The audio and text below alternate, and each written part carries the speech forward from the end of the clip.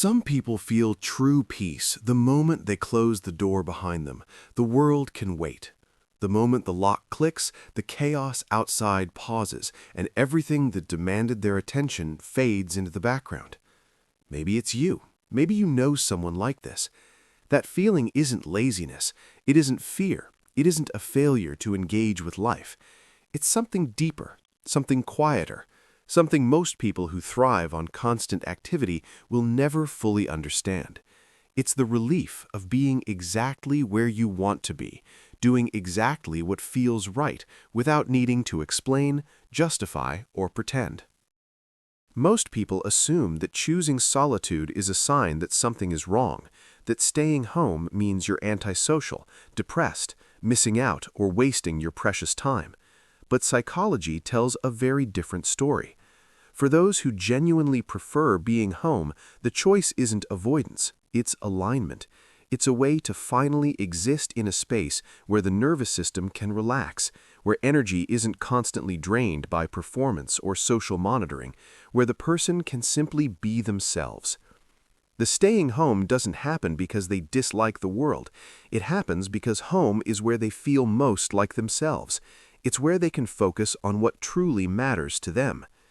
Here's the part that can make more extroverted people uncomfortable. People who prefer staying home aren't broken or deficient. They're wired differently. They process stimulation differently. They recharge differently. What looks like withdrawal to others often feels like restoration to them. They have tried for years to match social expectations. They went to parties they didn't want to attend. They accepted invitations out of obligation. They showed up to events because that's what normal people do. That's how you build relationships, how you live a full life, they were told. Every time they forced themselves into situations that drained them, they learned the same lesson. Being around people, even the ones they love, costs energy in a way that solitude never does. This isn't just feeling tired, it's neurological. Research in personality neuroscience shows that introverted brains have higher baseline activity in the frontal cortex, the part responsible for internal thought, planning, and problem solving. Their brains are literally more active when thinking internally than when responding to external stimuli. This is not damage or dysfunction, it's design. Some people's nervous systems thrive on external stimulation, conversations, crowds, activity. Others thrive on internal stimulation, thoughts, ideas, reflection. And when someone from the latter group tries to live like the former, breakdown is inevitable. This explains why they often sound contradictory to outsiders. I love my friends, I just don't want to see them that often. Not because the friendships aren't meaningful, but because socializing, even enjoyable socializing, requires energy that must be replenished. Recovery doesn't indicate failure. It indicates the nervous system doing exactly what it's supposed to do, returning to baseline after a period of external engagement. Psychologists label this as introversion or high sensitivity, but these terms only partially capture the experience. It's not about being shy, quiet, or preferring books over parties. It's about having an internal world so rich and engaging that the external world has to compete for attention, and most of the time, it loses. Their mind isn't rejecting others, it's protecting the internal space where thinking, creativity, and processing happen. And this is where society's misunderstanding intensifies.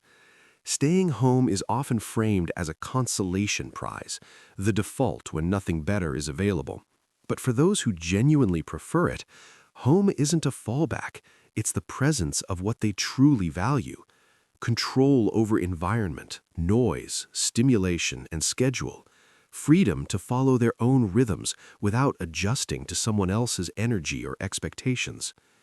Many people who enjoy solitude don't hate going out. They hate the pressure to go out, the implicit message that staying home means they're wasting life, missing out, or failing socially. They want freedom to choose solitude without it being interpreted as loneliness or avoidance. They want relationships that respect their capacity without reading it as rejection. They want space where their natural energy level is treated as valid. Repeated dismissal of these needs leads to internal tension. First comes accommodation. Maybe I'm being too rigid. Maybe I should push myself more. Then guilt. What's wrong with me that I don't enjoy what everyone else enjoys? Followed by resentment. Why can't people just accept that I'm different? Finally, acceptance. This is just how I'm built. And with acceptance comes profound peace. Choosing to stay home stops being a secret shame and starts being a preference, like preferring tea over coffee, mountains over beaches. Guilt doesn't vanish immediately. It's reinforced by years of cultural messaging that socializing is virtuous and solitude is suspect. But gradually, the internal narrative shifts. I'm allowed to want to stay home. That simple acknowledgement is transformative. Psychologically, it's self-acceptance or authentic living. The behavior might not change much, but the relationship to it does. Humans are wired to equate conformity with connection. From childhood, fitting in is taught as belonging, and doing what everyone else does is framed as being normal and functional. So choosing differently, even when it's what makes one happiest, triggers doubt. Am I missing something? Am I wrong? Should I be more like everyone else? These doubts are reinforced by social cues. Friends asking why you never come out. Family questioning your well-being. Social media highlighting other people's busy lives. The internal conflict can be intense. On one side, there's genuine contentment with one's chosen activities. On the other, there's persistent messaging that what you're doing isn't enough. The brain struggles to reconcile both. Studies show that people who honor their temperament, structuring life around what actually energizes them rather than what should energize them, report higher life satisfaction, lower anxiety, and a stronger sense of self. They stop performing a version of life and start living their actual life. Here's a truth often overlooked beneath the cultural glorification of social calendars. People who prefer staying home aren't avoiding life. They're living it according to their wiring. They're not hiding from experiences. They're selective, choosing what actually enriches them versus what just drains them. Presence matters more than participation. You can attend 100 events and be emotionally absent, or stay home and be deeply present with reading, creating, reflecting, or simply existing. For some nervous systems, that's where meaning resides. Years of trying to fit a social template that doesn't match your needs teaches the brain about the cost of inauthenticity. Forcing oneself into draining social situations doesn't create real connection, it creates performance. Staying home becomes a form of self-preservation, not isolation. The brain effectively says, I can't keep expending energy on interactions that leave me emptier than I started. I can't change my wiring, but I can control how I structure my time and space. Preferring home doesn't mean superficial relationships or avoiding growth. Often it means investing deeply in fewer relationships, prioritizing quality over quantity. Depth requires reflection, processing, and integration. Children who preferred solitude learned to adapt, participating in group activities despite overstimulation. As adults, they gain agency to honor their needs. I function better with more solitude than most people. Naming this temperament transforms something is wrong with me into this is how I'm built, and that's okay. This clarity is liberating. Fighting your wiring wastes energy. Accepting it creates space to ask, do I structure my life around my true needs or around societal expectations? Neither choice is objectively right, but one creates depletion, the other sustainable peace. People who like staying home are often deeply thoughtful. They notice more, process experiences thoroughly, and reflect deeply.